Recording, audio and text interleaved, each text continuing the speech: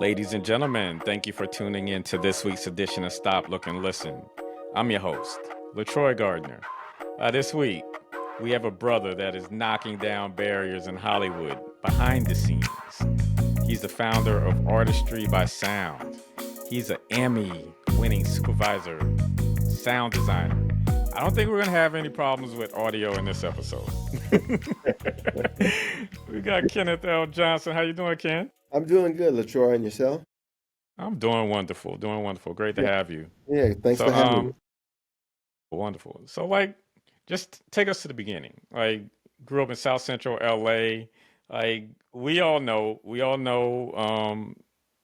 some of the difficulties of growing up in that area and the opportunities. Just talk about, your upbringing and finding your way out. Okay. Well, yeah, as you said, I grew up in South Central Los Angeles. We are actually originally from Alabama, my family, but I came out here when I was really young, What part? and Mobile, Okay, right? because I have Mobile. family in the Tuscaloosa area. Yeah, no, yeah, we're in Mobile, and so we moved out here, and I had family here already. So I went to school in South Central, lived in the projects, housing projects, Nickerson Gardens, um, and also we lived in some other projects as well. But Nickerson Gardens is really where I spent most of my time, and of course, the gangs were prevalent. And, I got involved in that, and and one day, man, I just decided that I needed to change my life, right? And because it was getting more violent, and when we first started in the gang situation, guns weren't prevalent, right? I mean, everybody was like throwing down, fist fighting and stuff, right? It was more like that, but then guns started to get introduced, and then there was a lot more damage done to people. So I didn't certainly want to hurt anybody. I didn't want anybody hurting me. So I just decided I need to make a change. So I remember vividly the day that it happened. I got off, I had a job, I got off work, and I said, I need to change my life. And so I walked away from the projects. My mother at that time had moved on 57th and Western. Uh, and so I moved over there with her, and I said, I need to get out of where I am. And so at that moment, I had to think about, well, what is it that I want to do with the rest of my life, right? So I wasn't sure, but I knew that I liked music. And that was my first sort of foray into sound, right? In a sense. Hmm. So I decided that I wanted to be a musician because I couldn't sing, right? So, so I ended up saying, well, I want to be a bass player. So I taught myself how to play bass guitar, joined local bands, got to do some traveling outside the country, and did pretty good. Had a wonderful time doing it. In the meantime, while going in the studio recording some of our original albums, um, I was able to get introduced to recording engineering. That really intrigued me, like all the knobs and the faders and all that stuff. And I got really interested in the technical aspect of music. So I decided I wanted to learn that, and I went to school at the University of Sound Arts for record production and music. And then I went to Long Beach City College for engineering, recording engineering and music production. So upon finishing those courses and those classes, I ended up working in some local studios where I was a first engineer. I didn't start as a first, right? You start sort of as a runner, you work your way up to a second, then you work your way up to a first, right? So I ended up being a first engineer and was doing okay, but they wanted me to work like the midnight shift to early in the morning, like 6, 8 in the morning, and I really wasn't feeling that because at that time got a brand new baby girl, and so I said, I really wanted sort of a regular kind of job, right? And so I called my sister, who at that time she was a VP of feature production at Universal, and I called my brother Rick Johnson, who was a first assistant director, and I was asking them if some of the same equipment that we used in recording engineering for music was being used in film and television, and they said yeah. So my first entry into sound for film and television was on the production side. I went and I did boom operating and cable management for a couple of mixers, and I liked that. I really enjoyed it, but it was long, grueling days. It was like 16-hour, 12 to 16-hour days, and they started to want to go outside of the state and go to these different places. And like I said, because I had a brand new baby girl, I didn't really want to do that. So I was looking for something that was a little more stable. So that's when my sister introduced me to a gentleman by the name of J.R. DeLange. And J.R. was the executive vice president of Todd A.L. Studios, which was at that time the biggest audio post-production company in existence, really. So I met with him. He took a liking to me. He put me in a weekend program where they were sort of giving us an introduction to sound editing for film and television, mostly television. So I took that course, and at the end of that course, we were graded, and they told me, the people who gave the course told me, well, you did okay, but go get some experience because we don't hire inexperienced people. And so again, I was now caught in this catch-22 situation. And so I went back to JR and I said, well, they said this, and thank God he refused to let that happen. He said, no, go back down and tell them I want you to continue. I want you to sit with people. I want you to be able to come in and work on your own. And so they set that up. And it took me 3 years of being diligent and coming in at night after I got off my regular gig and working on the weekends before I got a job. And then I got my first job in '95 on a show called Melrose Place. And it was quite an experience because they said, okay, you're hired. You got 5 days to finish the show. And, it was a little scary, but I made it. And Right. that's how I got started in this industry. Okay. Yeah, I remember watching Melrose Place as a young teenager coming on right after 90210. Yeah, I worked on that one too. Beverly Hills 90210, yes. Oh yeah. So like you said it took 3 years like for you hmm to like get that gig. hmm Is that typical when it comes to like the barrier of entry, like especially with Hollywood? Because a lot of times people say like on the acting front that it's impossible to like get their break. But is 3 years typical of a sound design engineer? No, I don't. I can't say it is. I think that was just my path. I think in '95, especially in '95, coming into the industry, there was a lot of nepotism, favoritism, and those jobs that I was trying to get were coveted, right, by people who didn't look like me, really, right? So they were the ones kind of in control of, to a certain degree, of who got hired, and so they would hire their friends, they would hire their kids, right? So it was very difficult being African American to break in to that, right?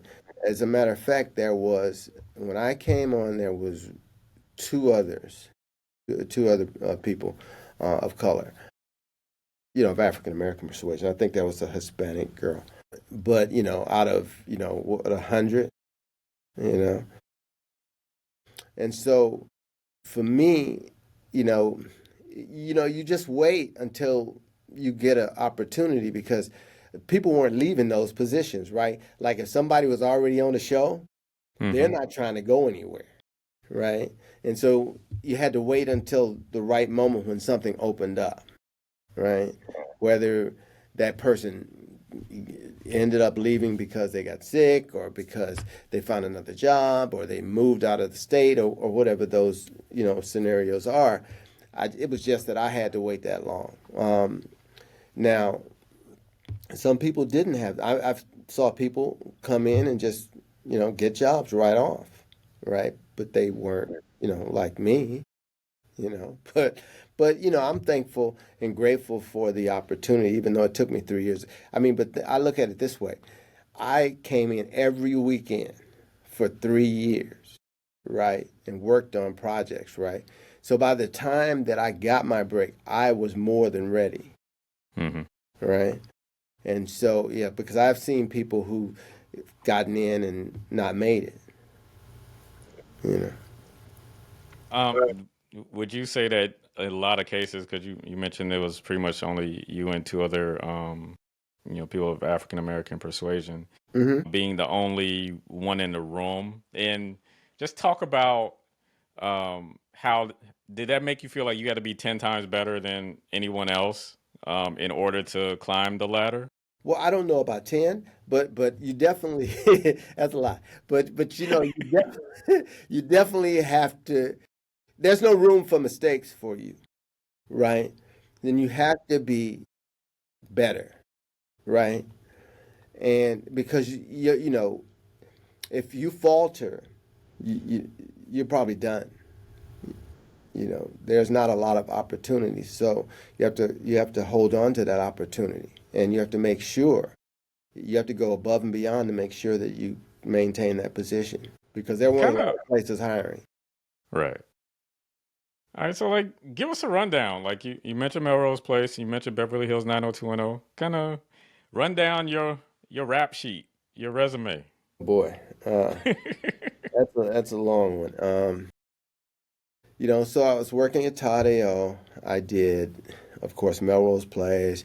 I did some 90210. I did Honey, I Shrunk the Kids, which Honey, I Shrunk the Kids I really, really liked working on that show because it was very creative and allowed me to do things with sound that really didn't exist in the real world.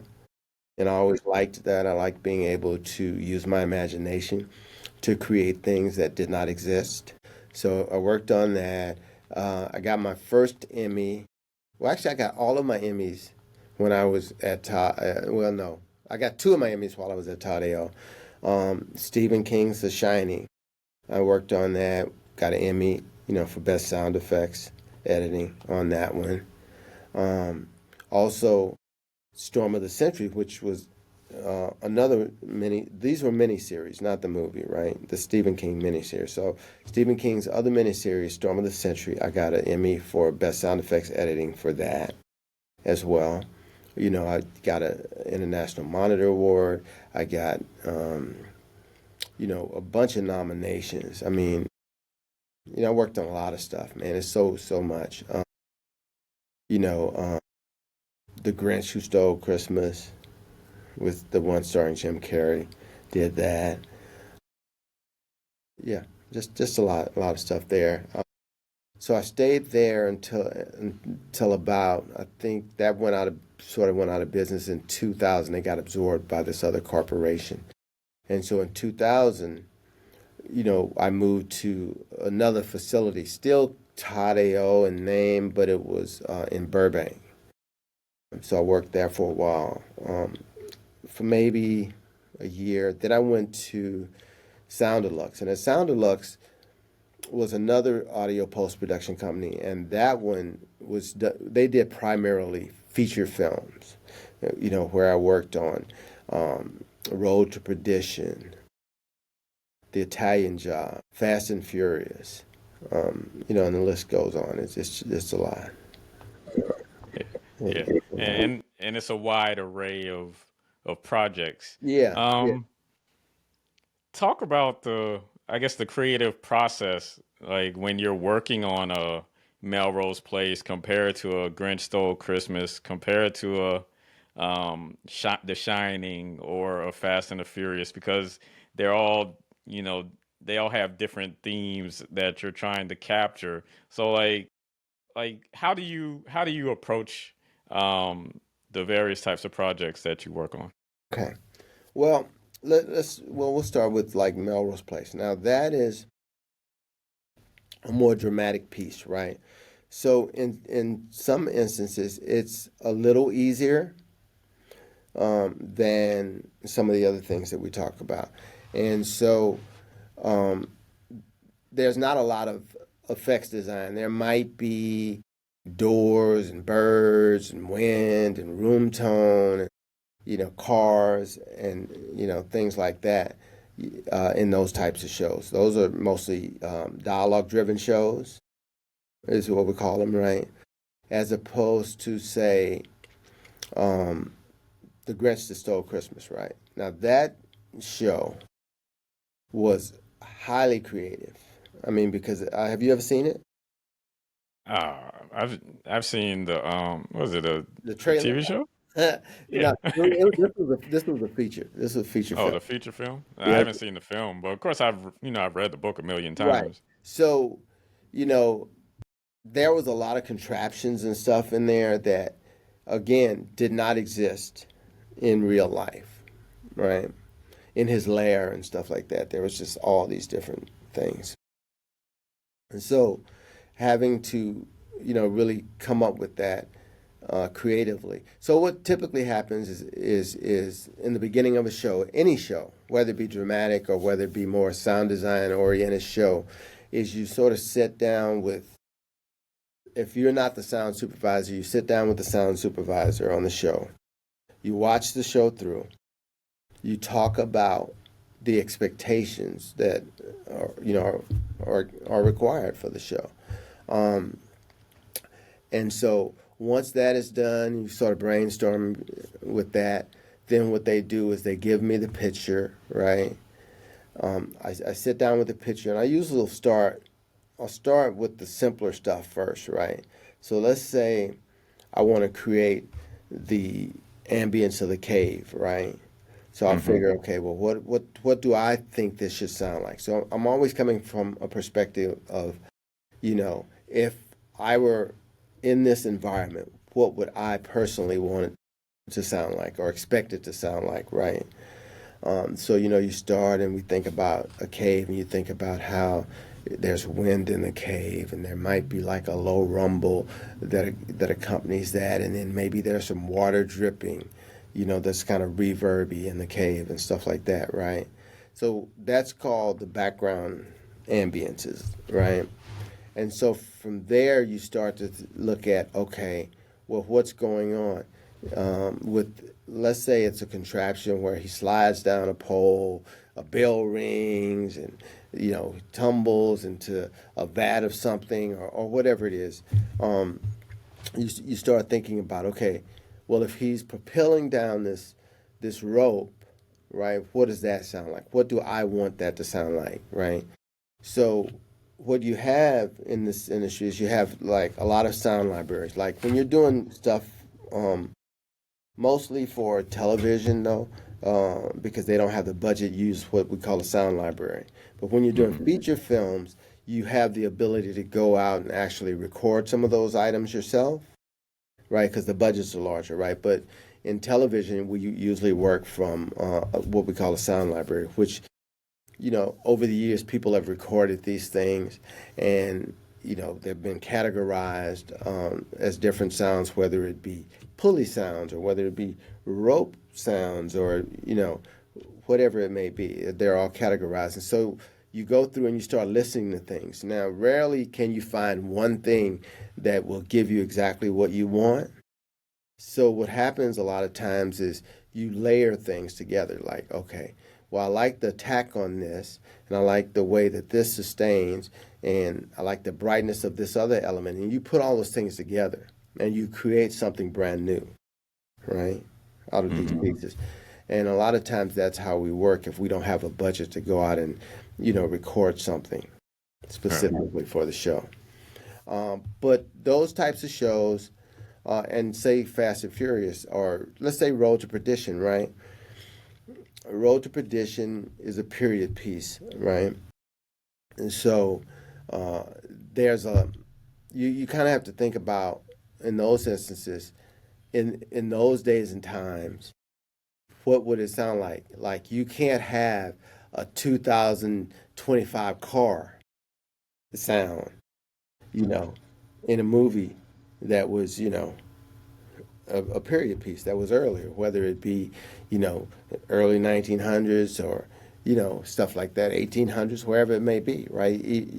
So you have to be cognizant also of the time period for some of the sounds that we use, especially when we refer to cars, and because a lot of times we have traffic, right, as a background element. So within that traffic, you have to be cognizant of what time period are we in? Are these the appropriate sounds to be used in that time period, right? Hmm. So those kind of things that you also have to think about when you're sort of crafting the soundscape. Right. Um, how much of it is using like your intuition and the soul when it comes to innovating in the sound execution versus like what's predictable or expected for a certain scene? Yeah, well, I think for me personally, like, you know, I'm hired most of the time because of my creativity, Hmm. right? And my ability to, create a sound environment for a piece that, is how can I say it? That people can sort of count on to be correct and be good, right? Like for instance, they come to me and they'll say like, okay, what are your thoughts? What do you think this should sound like? What would you like to do with this, right? So I'm always given that opportunity to present what I think, right? And so I think for me, it really is because I really look at it from a personal perspective, right? And I always try to immerse myself, like I said, in that environment and try and figure out what it in my creative mind what I want it to happen, right? So I did a show called Night at the Museum, right? It's a animated show, right? So at night, everything in the museum comes to life, right? So there are sphinxes, and we had some sort of aliens. It was a lot of stuff going on. Of course, we had the lions and tigers, bears, and all of that stuff too. Sort of just sitting there and just trying to be creative and trying to come up with sounds that are not necessarily the quote unquote expected, right? For instance, I'll give you another example. So I worked on a show called Biker Boys, right? With Bythewood, who directed it. And so in this particular show, it was a motorcycle show with Lawrence Fishburne. And so what we decided to do was we went to a motorcycle shop and they had this thing called a dynamometer, right, where you could put the motorcycle on and you could go through gears and you could rev it and you could do all these things without the motorcycle taking off because the back wheel will spin, right? And so we did that and we got a lot of material to work with, okay? And so when we went back, we were like, yeah, this is cool, but we want it to sound different. So what we decided to do was to layer animal growls like lion roars and stuff like that within the motorcycle, especially on the accelerations, right? Now you Hmm. can't really tell, you don't know it's a lion growl or, leopard or whatever it is when you are watching this show, but it makes you feel a certain way. It feels threatening. It feels more threatening than just the motorcycle itself, right? So that's an example of sort of kind of thinking outside the box and trying to figure out, what you can do to accentuate some of these sounds out of the ordinary. Hmm. Was there a project that you felt like pushed you and then made you realize, you know what, I'm pretty damn good at this, and I've made it. I think of one in particular. I think of two. I think the Italian job pushed me a lot, especially in the area of vehicles, right?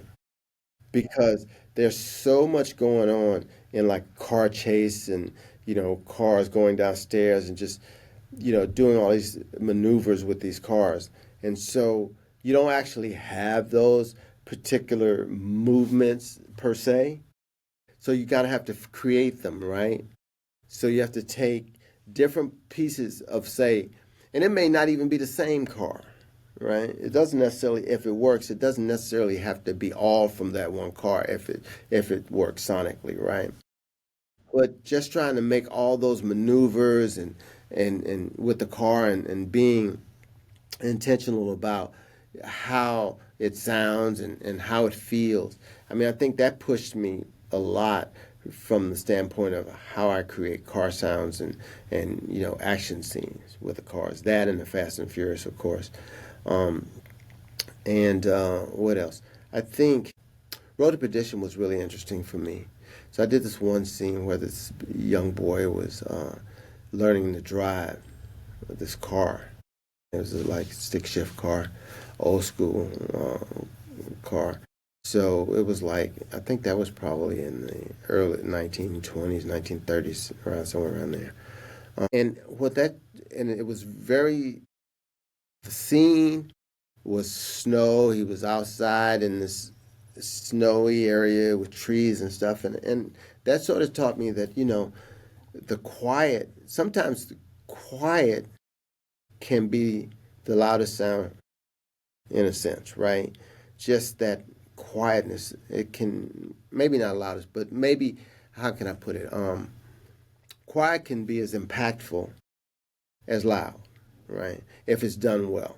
So, I had these like little trees creaking and, sort of leaves blowing and, we had the snow on the ground and just him out there with all this quiet. And then all of a sudden you just hear the car, right? Him going through the gears trying to drive this car that he doesn't know how to drive, right? And that was a very beautiful scene. Matter of fact, we have something called the Bake Off where they play certain scenes from a movie to try and get votes, especially for like the golden reels and stuff. It's the people who vote are your peers, and so that particular scene was a scene that was put up for that review to try and get votes for the show. It was just so beautiful. It just sounded so amazing.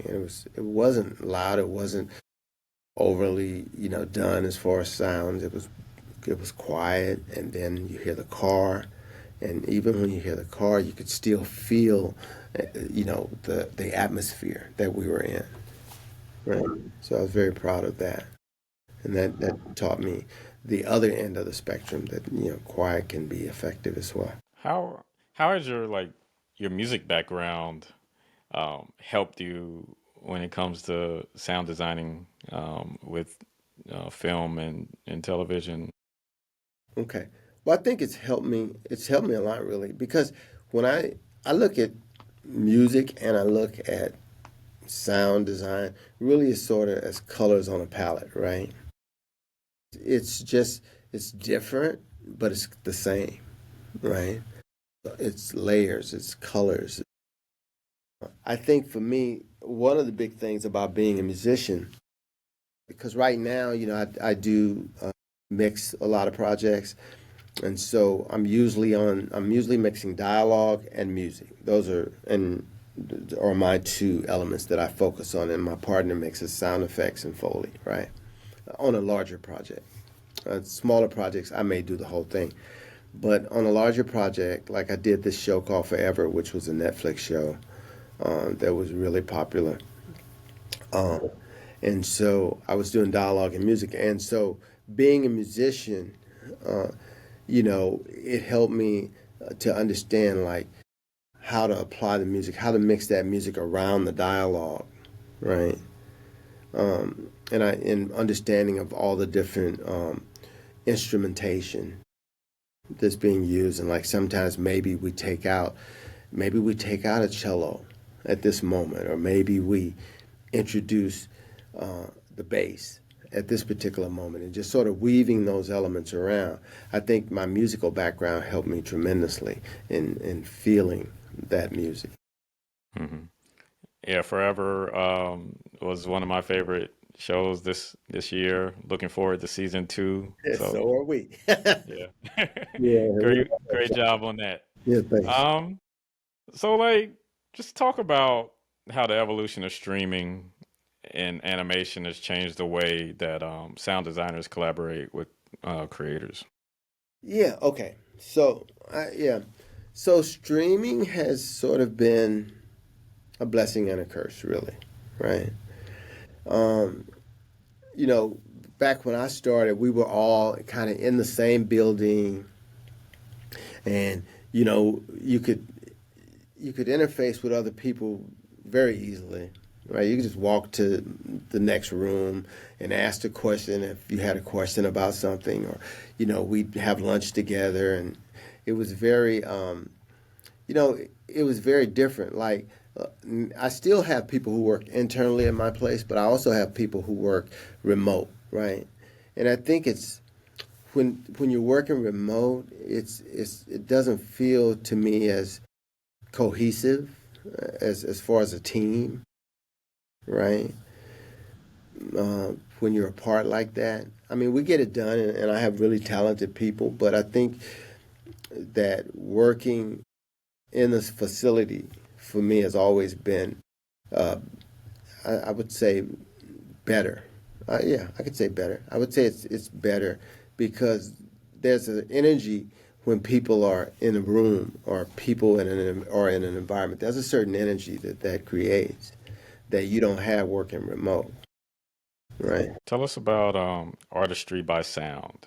Like Artistry in sound, by the way. artistry, Not to correct you. artistry and sound, Yeah, yeah, artistry and sound. Like yeah, your production company. Like yeah, yeah. talk So about creating that, getting it off the ground, and how it kind of creates pathways for those that aren't necessarily uh, have an easy route into the right. field. Okay.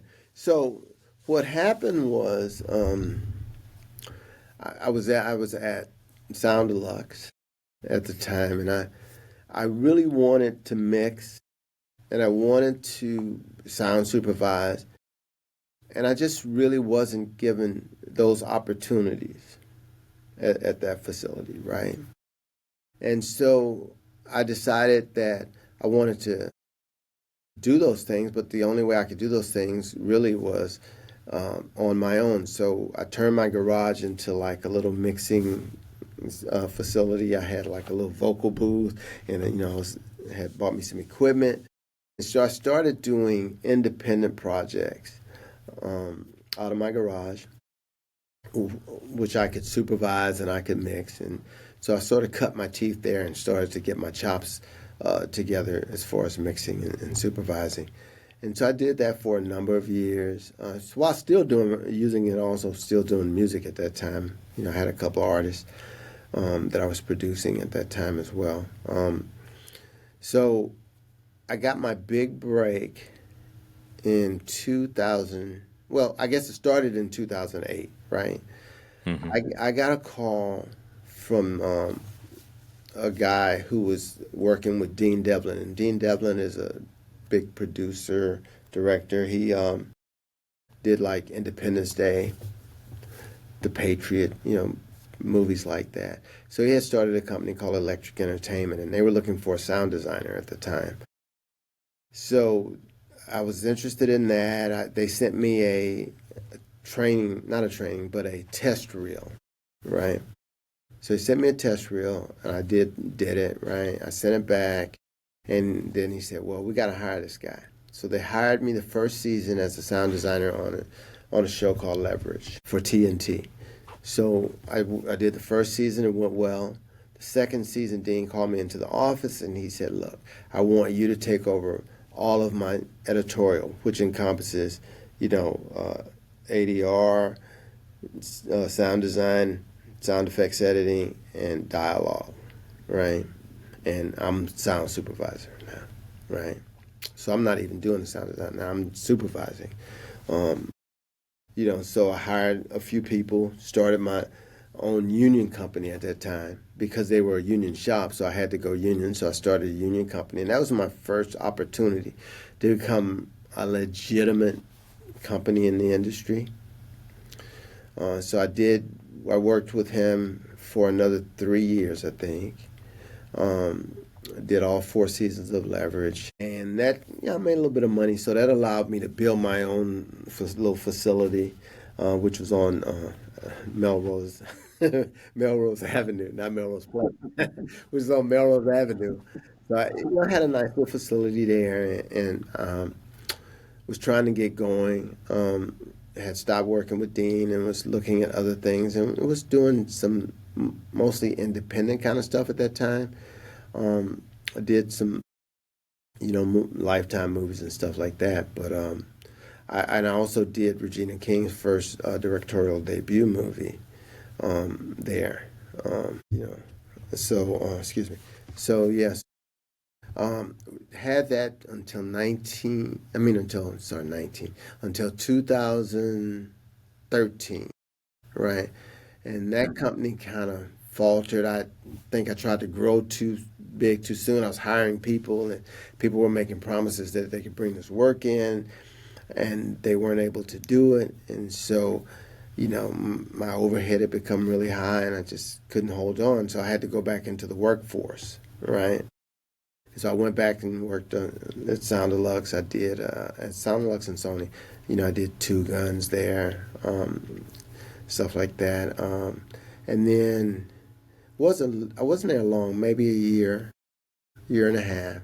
Then I got another opportunity with the executive producer named Felicia Henderson. So I did a few shows with her. I did the Quad with her, which we did for 2 seasons.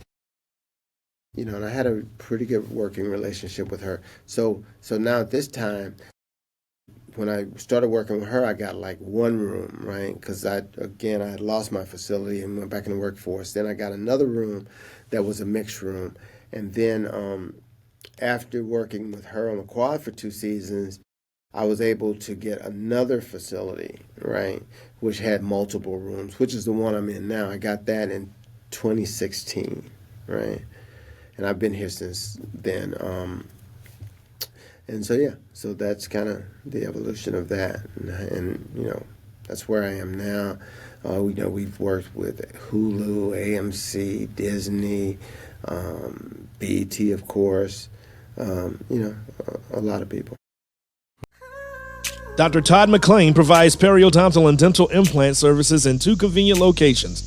They offer over a decade of experience treating patients, and appointments can even be scheduled in the evenings, weekends, or early mornings. Give them a call in Chapel Hill at 919-537-9774 or in Durham at 919-484-8338 or visit them online at gumsandimplants.org.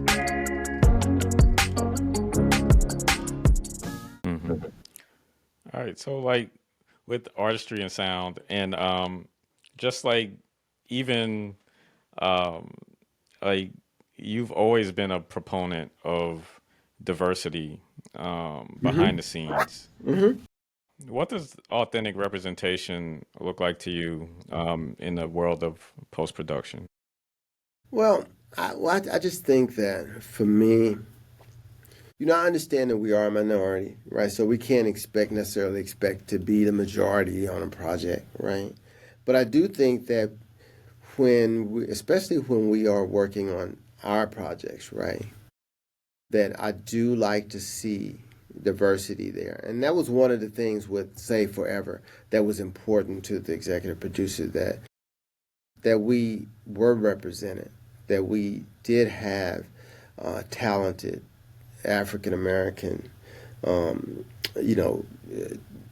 vendors, African American talent attached to the project, and there are a few producers who believe that and who try to push that forward and make sure that we are represented, and then there are those that don't, right? But it's still difficult, even on a lot of projects that are about us, right? There's not a lot of necessarily. I'm speaking of not like the smaller budget. I'm talking about the larger budget projects, right? There are not a lot of representation. I think it's getting better. I think that the powers that be are realizing that our content makes a lot of money, that people watch it, right?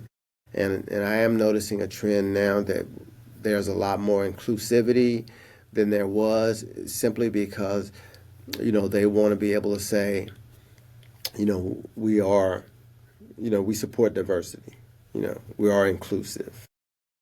right? Now, of course, DEI is kind of, you know, not a great word right now. Yeah. And it's kind of hurt us since, we know who has got in the office. Um, and so some of those people who were hired to give us more opportunity, right, at these big production companies are no longer there in that position. And those positions have been, you know, just deleted from the company, right? So it's a little harder uh, for us to get those opportunities now than it was, say, you know, 2 years ago, a year ago. When you think about your legacy, Ken, beyond the awards and the credits, do you feel like that is your biggest contribution is providing that pathway to, other underrepresented communities to follow in your footsteps? Well, I definitely, am working on that becoming my legacy. I have and still do give opportunities like I have. If you look at my website, you'll see. I mean, it's one of my partners. He's Caucasian gentleman, but everybody else on there, for the most part, is African American, right? Um, and most of those people I've mentored and trained and got them in the union, and now they're able to work on projects where they can make decent living. And that's important to me because I know how hard that was for me getting in, and were it not for J.R. DeLange, I probably would not be in this industry, right? If I didn't have someone who liked me, first off, uh, and supported me, right? Because, back then they were telling me, go get some experience. We don't hire experienced people, but he was saying, get him some experience, right? Um, so there's not a lot of people like that in the world, unfortunately. Not enough people like that. I'll put it like that. There's not enough. So, I want to when I leave this earth, I want there to be a lot of people that say, hey, um, he helped me get an opportunity. He helped me get a good job, take care of my family, reach my dream. I think that's the legacy that I want to leave. That and, he was really talented. Of course, And he that did, too. and he did some great stuff, right? I mean, his work Right. is immaculate, right? Um, so, yeah, that's kind of where I am. What's on your bucket list? Like, is there a project that, say, like a movie or a TV show that you watch growing up, and you're like, if they do a remake of this, say like A Different World or just anything random, you'd be like, you know what? This is my dream project. No, but I want to do a project. I want to do a project like the scope of Game of Thrones. I want Hmm. to do one of those projects, right? Or, or I'd love to work on something like Sinners with Ryan. One of those projects. Just it's being I'm a black-owned company, but being a black-owned company and being what we call a boutique company, which is a smaller company, uh, you don't normally get the opportunity to work on those big blockbuster projects. Not because of lack of talent, right? It's lack of perception, right? So they see that this company is massive. It's got all these different stages, all these different rooms. I mean, and it's a status as well for some people. Because I did have a brother came to me one time. I wanted to work on a show, and he says, your company's not big enough for me. I want to drive on a lot, and I want them to park my car, right? And I was like, okay. But yeah, so yeah. And I'm sure you deal with like the arrogance in Hollywood all the time. Like, just how do you how do you maneuver around that and still move with grace and humility? Man, I will be totally honest with you. It's difficult, right? And managing personalities in a room, like it can be difficult. And to be totally honest, I have lost a couple shows because of personalities, right? Because I've been in this a long time, and I feel I'm really talented, but I don't tolerate disrespect, right? I'd rather not do your project and at this point in my career, I'm only looking really to work with people who first of all, appreciate the value that I bring to the project, and that I can relate to, that we can be creative together and have a good time doing so, because it should be fun, right? The experience should be, you should want to come to work. You should want to be like, man, I can't wait to get in to work with the team, right? You don't want to be like, oh man, wonder what's going to happen today. Wonder what they going to say crazy to me today. You don't want that. So I'm trying to be very selective about the people I work with. And unfortunately, I will say that my experience, and I'll go back to Forever, my experience on Forever probably is my favorite experience of my career as far as working in tandem with the team, because I felt 100% appreciated, right? I was allowed to be creative. Anything that I brought to the table was heard, right? Now, not necessarily meant that it always went my way, but at least I was able to present my thoughts, without fear of, being, sort of smacked down, for lack of a better word. And the egos nobody had an ego, right? We were all there to be creative. We were all collaborative. And that's what I want to do, right? Now, I've been in rooms too, egos get out of check, right? And unfortunately, a lot of times, it's situations where people feel insecure, I think,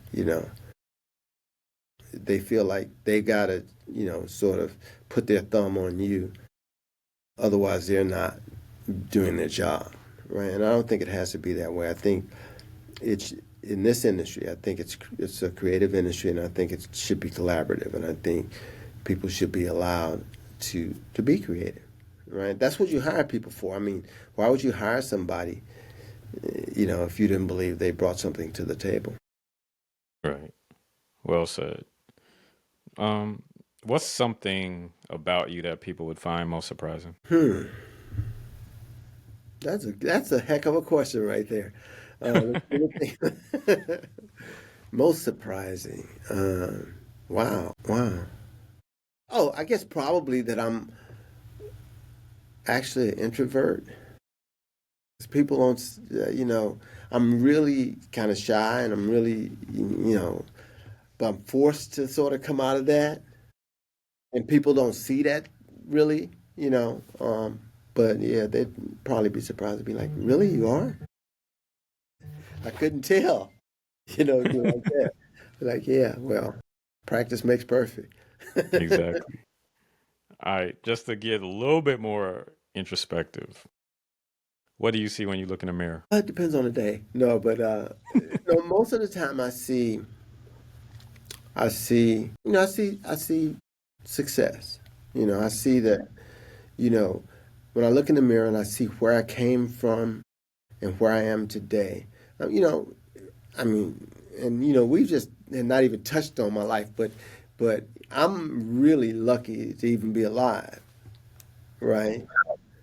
I mean, just so many situations in my life that I've been in, right, that could have went, the wrong way quickly, and probably, no, I'm not gonna say probably, but God obviously was looking over me, man, because I've been in some situations where I don't know how I got out alive. It's just been that crazy. Not recently. I know. Back in the day, long, Day, long, right? long time A ago. long time ago. But yeah, and which is why I said I had to get out, right? Right. I had to get out of that life because, people always say it, all my friends are either dead or in jail. But for me, it's true. My best friend, Um, well, there's two brothers. They were my best friends ever, like my whole, childhood there. And one got stabbed. He got killed. The other one stabbed his sister and killed her, and he's in prison. I mean, and those were my like closest friends ever. So yeah, I mean, and that's just them. And there's a multitude of other people that I grew up with that are no longer with us or are incarcerated.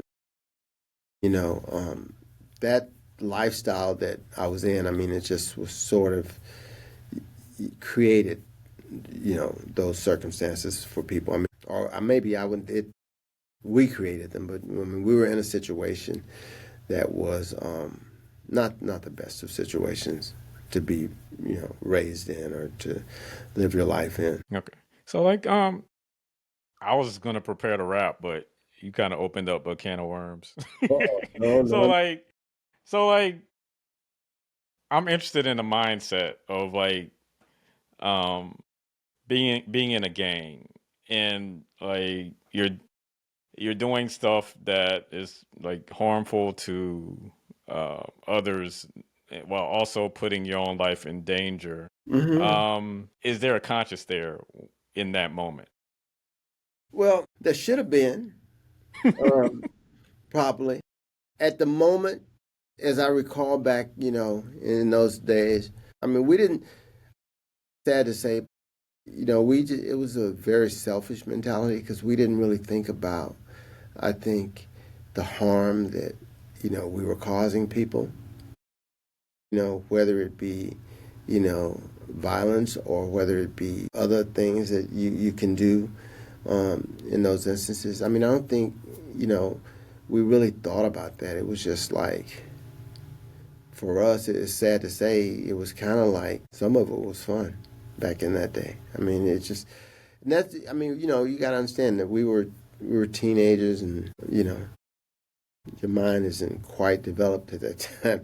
I mean, that's not to make an excuse for our behavior, but, I think that's I think a lot of it too was that my conscience started to bother me, and I've never, and I'll be honest with you, I've never like personally hurt anybody like that. I've had some fights and, that kind of stuff with people, but I've never physically hurt anyone, right?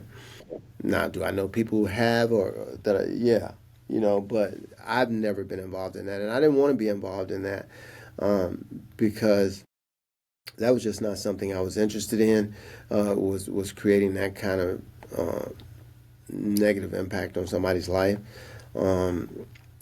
which is why like I had to make that decision. I was like, if I stay here, I'm going to do some things that I don't want to do because, like I said, the guns started to come in. Because at first there were no guns, and the worst things that were happening, a lot of that was you'd see another gang and y'all just break out and start fighting each other, fist fighting, right? It was that, and then it started to, the guns come in and then start shooting, and then the shooting started. And I remember I was driving down the street, and I remember I got this brand new it was, it's a 65. It wasn't in 65, but it was a 65 Chevy, right? Because you had the lowrider cars back, well, they still do, but they were really popular.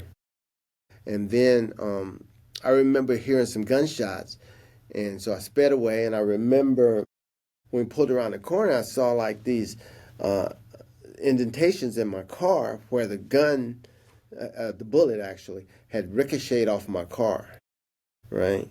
And I didn't even know who was shooting or why, because I hadn't done anything. I'm just, driving, got my music going, and we hear the guns. Of course, I take off, and just to show you, it was quite dangerous once the guns started to enter into it. Yeah. Because I asked that question because I think a lot of times, and trust me, I had my years where I was up to no good as well.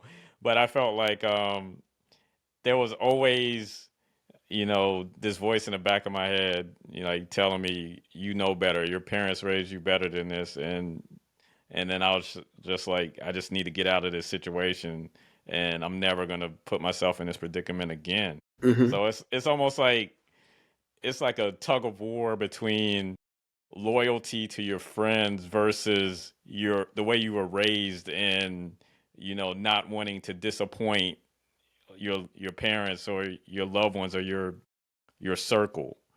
And and that's something I feel like kids in that situation are always jostling with. Right.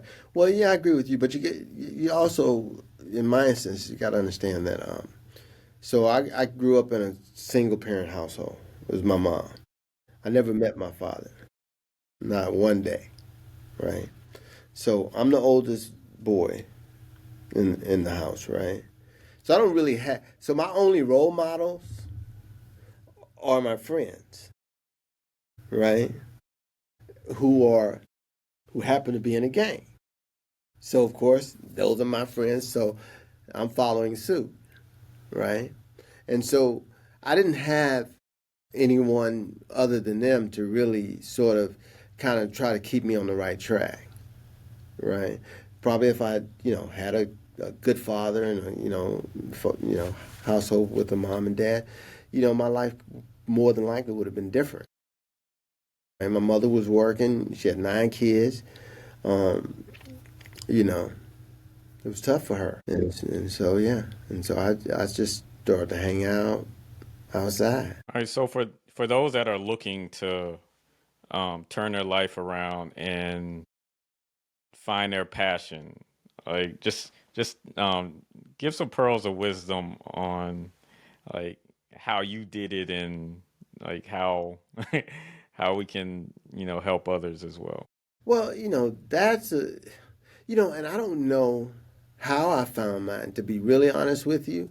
I didn't even know that I had no idea that I would end up this way, right?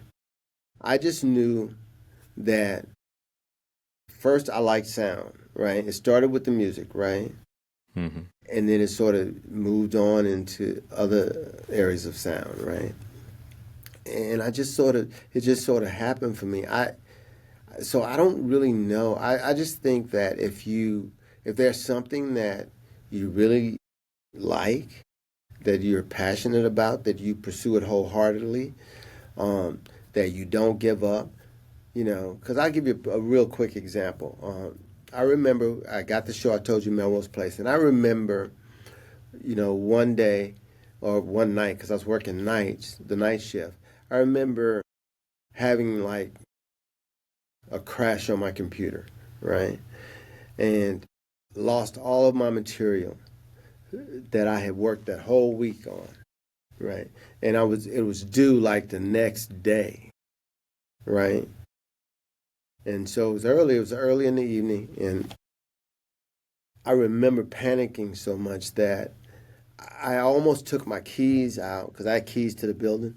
I almost took my keys out, and I said, I'm going to take these keys, I'm going to set them on this desk, and I'm leaving. Because I didn't really see a way out. I couldn't see at that moment that if I remained calm and if I thought about it, I could figure something out. I put the keys down, and then as I was walking out, there was this guy I was talking to, it was a white gentleman. And I said, man, man, this happened, right? And so he said, what you gonna do? And I was like, man, I just think I'm done, right? He said, no. He told me, he said, don't give up. He said, I'll help you. He said, let's figure it out. So we stayed up all night. We figured out, because I had done the project before, I had a real good idea of what I had used, the sounds that I used, the things that I'd used. So he helped me get through that night, man. But that was like a harrowing experience, but it taught me that, to never give up, to never throw in the towel, right? Because if you throw in the towel, yeah, you're done. But if you don't throw it in, you still have an opportunity to move forward, right? So I would say, just never give up. If it's something that you want, just continue to fight for it. And there are people willing to help you. You just have to find them, all right? But that's only pearls that I can drop, man. I don't know if that's any good, but I tried. But you did good, man. You did good. What's next for you? Well, I'm at present, it's a little slow in Hollywood right now. So we're doing a little bit of renovations and remodeling as far as, changing out a couple of rooms and doing some equipment modifications and stuff like that. I do have Little Kev coming up, but that's next year. I don't know if you saw that. That's on BET's Little Kevin Hart's animated show. So I'm doing that. Then, of course, season 2 of Forever is next year. So I'm just trying to get from now to then. So I've got some indie stuff that I'm doing for some people, a couple of short films right now. I have a horror feature that I'm doing. A friend of mine, he's producing a show. I'm up for a couple of shows. One Netflix show that I'm keeping my fingers crossed for. And then, well, 2 Netflix shows actually.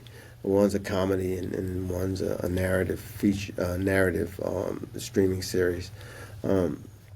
So yeah, that's what I'm doing.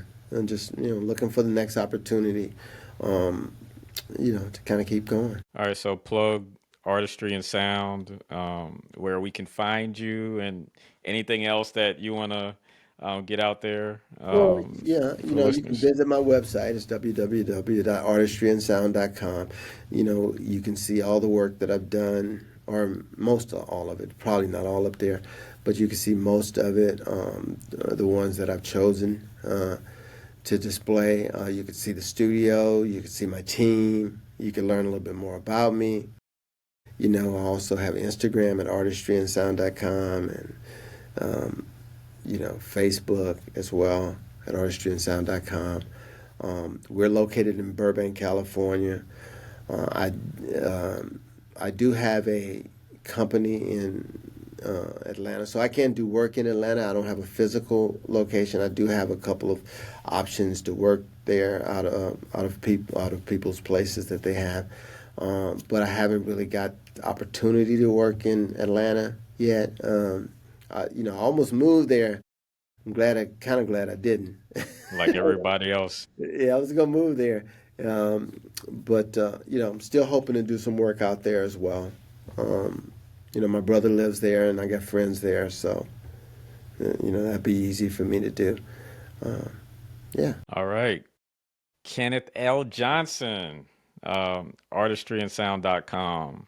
It's been a pleasure. Pleasure, you know, hearing your story and taking us into the world of sound design, because we often don't get to hear the background stories of the people that aren't front and center. Right. So this was a valuable conversation, and thank you for continuing to bust through the door and leaving it open for others to follow. Continued success. Well, thank you. Like I said, I'm looking forward to season 2 of Forever. So yeah, you blessings to you, sir. All right. Thank you so much for having me. All right, and for Stop, Look, and Listen, I'm your host, LeTroy Gardner. Peace and blessings.